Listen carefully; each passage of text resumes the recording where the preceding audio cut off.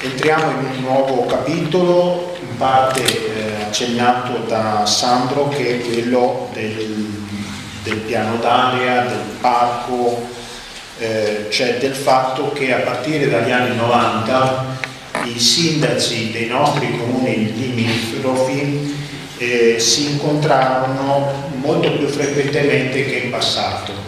In passato c'era l'acquedotto, la gestione dell'acquedotto oppure la gestione dell'ULSS che faceva incontrare i sindaci periodicamente soprattutto, e a partire da quegli anni ci furono due questioni: il piano d'area, l'approvazione del piano d'area soprattutto nei primi anni 90, piano d'area che coinvolse i comuni lungo la Romea e poi successivamente qualche anno dopo l'istituzione del parco del Delta del Po.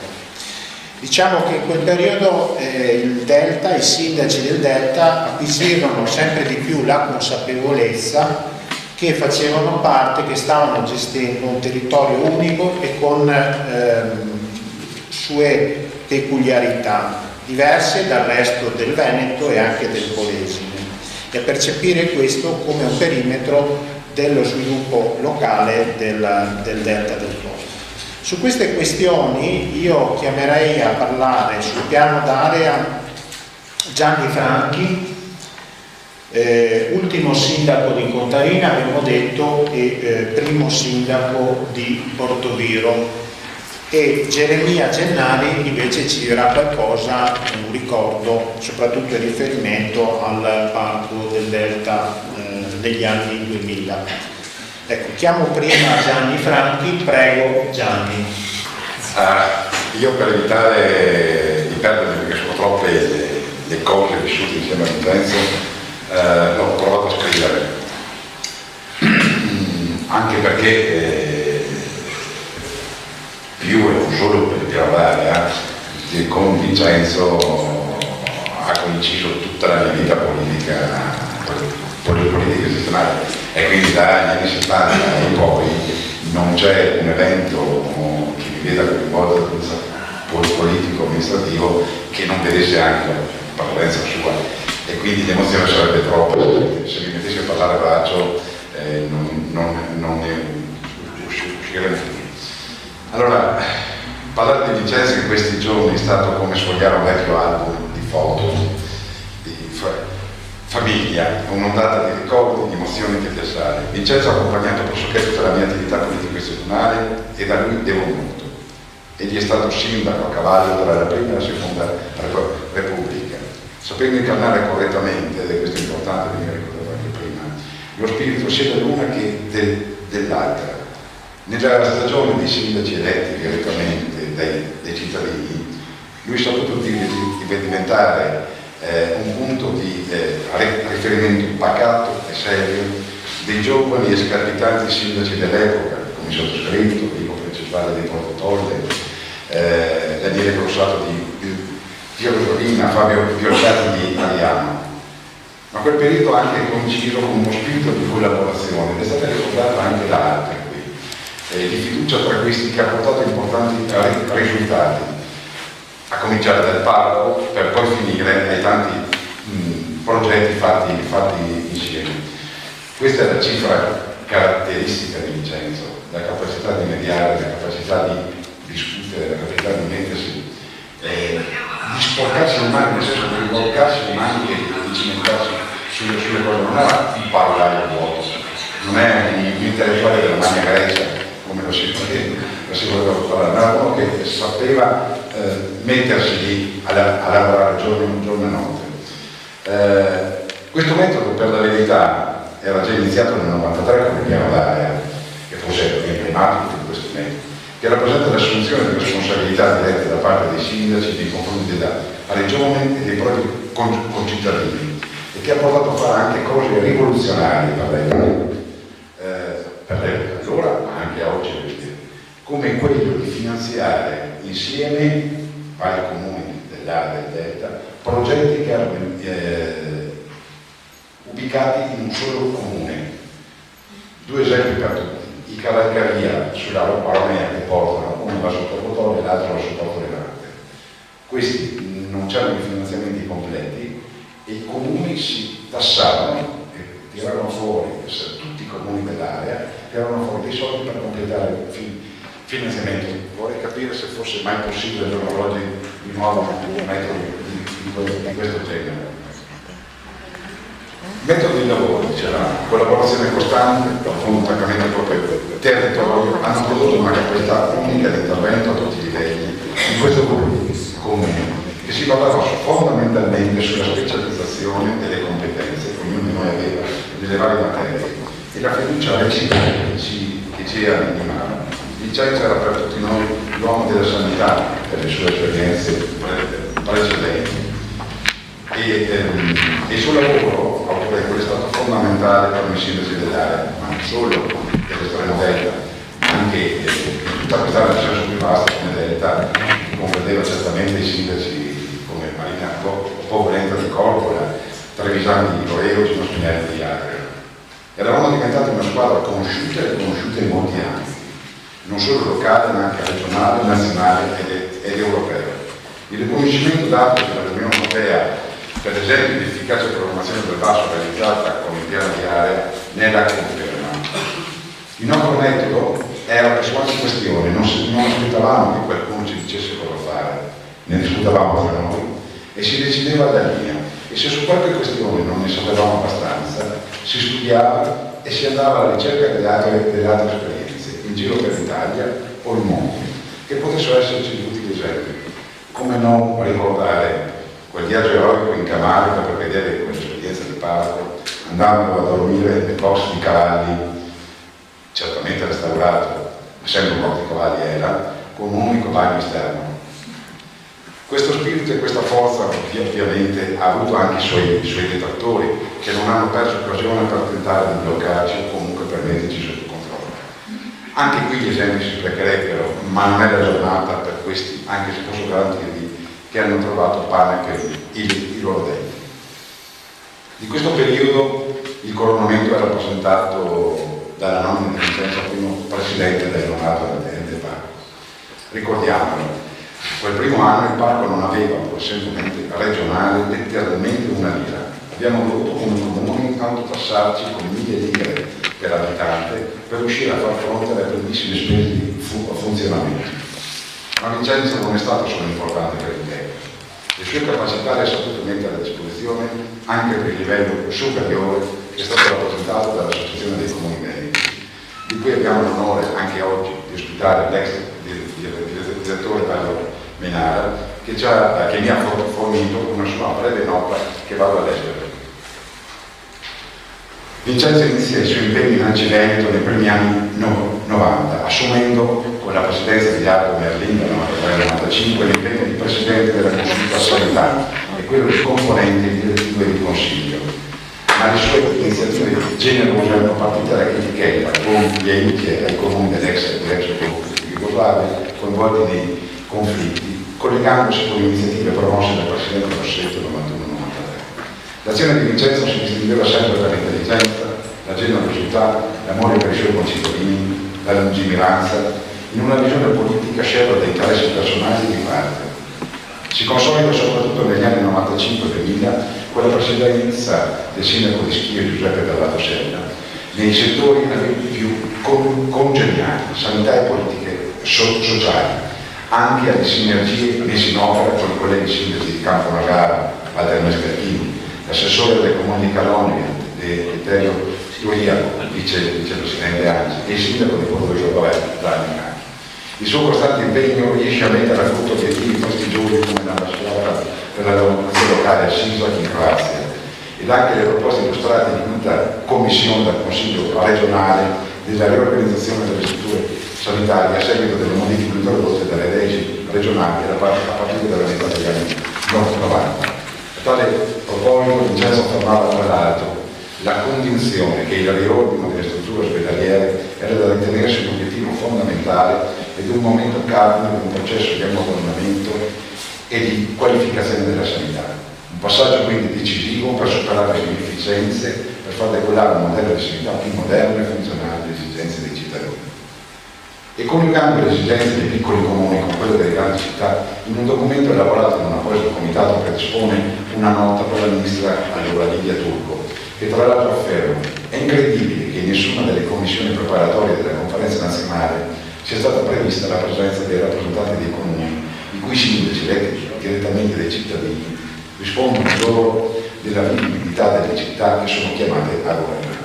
E proprio questa sua visione di inclusione delle politiche locali nella sanità incuriosisce allora il ministro Turco, che chiama Vincenzo in alcune commissioni nazionali che stanno lavorando per alcune riforme che riguardano l'assetto della sanità. Ma Vincenzo non ha passione solo per la sanità, ma anche e soprattutto per l'ambiente.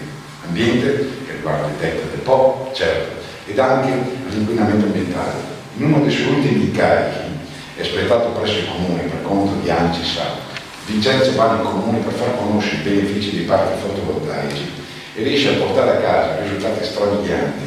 Aderiscono al progetto ben 92 comuni. Peccato che una legge nazionale sopprime i contributi e mette fine alle speranze dei numerosi comuni del Veneto e dell'Italia. A Vincenzo va quindi un doveroso grazie per l'impegno e l'esempio. Chiamo Geremia Gennari, sindaco del comune di Portoviro negli anni 2000, è stato presidente dell'ente parco, l'ultimo presidente eletto direttamente dai sindaci, perché poi abbiamo vissuto delle fasi commissariali. Io avevo anche un video di qualche minuto, per ragioni diciamo di tempo, magari invece di farlo vedere per intero, cioè 10 minuti, lo faccio vedere 3 minuti, così riusciamo ad andare avanti un po' con la scaletta. Posso andare? Vai. Intanto condivido al 100% i pareri, le emozioni, le cose che sono state dette sulla figura di Vincenzo. La mia e la sua storia l'abbiamo vissuta su sponde diverse, non solo delle grandi figure, ma anche politicamente, ma non ha inciso per niente.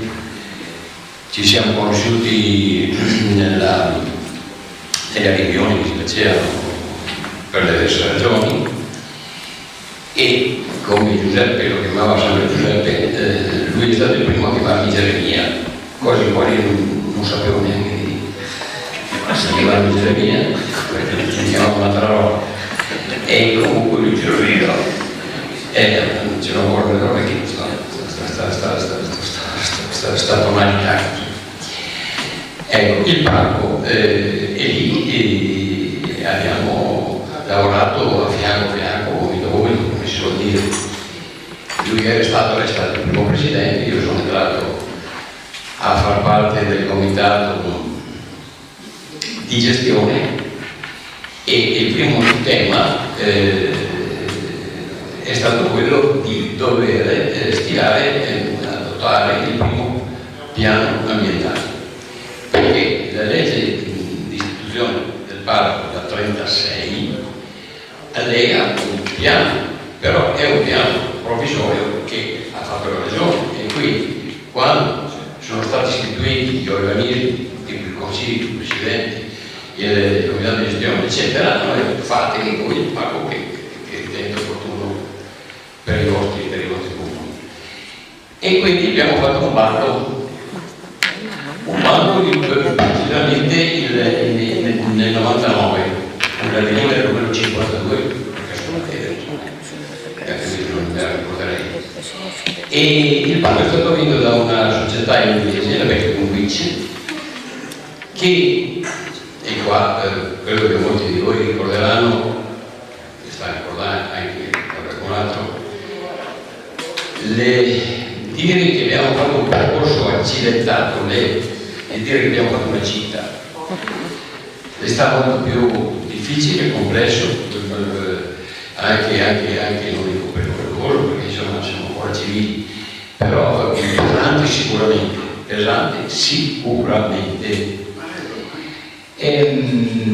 Questi expedienti inglesi naturalmente stavano in Inghilterra e hanno affidato, non so se agli loro soci o meno, ecco, uno studio romano, con il quale abbiamo tutta una serie di rapporti, e quindi siamo andati avanti dal 1999 fino al 2009. Adesso vado un po' fuori tema, perché a un certo punto Vincenzo è uscito dal parco, adesso non mi ricordo l'anno, eccetera, ma voglio concludere però questo cammino con 2 battute per far presto anche. Nel 2009 abbiamo licenziato l'azienda inglese, dicendo ascolta, vai a casa tua perché tanto qua non vogliamo niente. E abbiamo detto ai sindaci, ognuno prenda il suo piano, no, del tuo comune e guarda dove ci sono delle modifiche da fare, poi le mettiamo insieme come avete fatto voi con il piano d'arte. Allora, tutte le battaglie che sono state fatte sono state tutte inventate, perché il piano d'arte stabiliva già tutta una serie di vincolistica, no? E la legge regionale stabilisce in un certo articolo, che non mi ricordo se sia il 18, il primo, il secondo, il terzo, stabilisce che il piano del parco non avrebbe portato una virgola in più di vincoli rispetto a quelli del piano d'area. E quindi gridare contro i vincoli è un fatto. E poi un vincolo è una cosa positiva, nel senso che se uno ha una casa storica che, ecco, se vuoi dare valore deve essere vincolata nella storia, e quindi è quei beni ambientali e queste robe. Quindi non è una schiavitù così come era stato, si voleva far intendere, ma c'erano degli altri motivi che non è il caso di tirare fuori. E in più c'era anche un'altra questione in ballo, cioè si vociferava, almeno per me erano voci, che a livello ministeriale si voleva fare, prima della legge regionale, si voleva fare il parco nazionale. Allora, per scongiurare questa roba, nella legge regionale, quella 36 solita, è stato messo un altro articolo nel quale si diceva che comunque c'era l'obbligo, quel tempo, di istituire il parco interregionale. E così abbiamo eliminato la minaccia di quello nazionale. Naturalmente scritta nelle leggi, trovato le gambe, si è fatto un bel niente, perché si fanno tante chiacchiere, ma adesso vale per tutte le cose. E quindi siamo arrivati, io finisco il percorso del parco perché è una buona storia così, nel 2009, dove c'è stato un tentativo di golpe nell'ultimo giorno, dove Marino non sa benissimo, ma non dico niente perché il nome e il cognome non è carino dirlo, no? E l'abbiamo portato in consiglio il giorno 12 di dicembre del 2012, dopo 15 anni qualcuno diceva che avevamo fretta, dopo 15 anni, ma non so se sia una fretta, dopo 15 anni comunque so. E abbiamo provato il piano, eccetera, eccetera, è stato mandato in regione, dopo non so più altro, però da quel che mi pare di capire la regione non ha ancora approvato il piano, è passato 25 anni. Punto. Una cosa invece piacevole, un'esperienza che ho fatto con Vincenzo, e quando l'Enel mi è passato per la testa di far funzionare la centrale a carbone. E allora, siccome come parco era potente essere contrario a una cosa del genere, per gli inquinamenti, di impatto ambientale e quant'altro, cosa ha pensato? Ci ha organizzato un viaggio in Giappone e a Taiwan. E quindi abbiamo fatto questo viaggio, abbiamo visitato 2 centrali che erano a carbone, una in Giappone e una a Taiwan. Siamo tornati, ci siamo divertiti, non abbiamo capito niente, per fortuna che la storia del carbone è finita e così abbiamo fatto un giorno, siamo stati, e quindi ci siamo anche divertiti, fra le varie cose, e quindi mi fermo qui.